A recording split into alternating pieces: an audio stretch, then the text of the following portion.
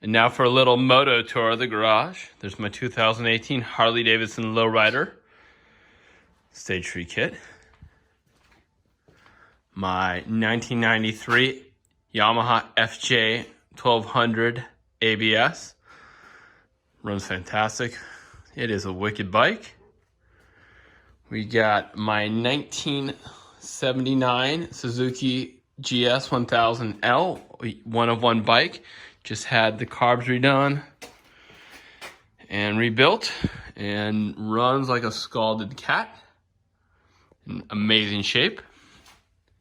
And my 2019 Royal Enfield Himalayan non-ABS model, modded to go to Montana.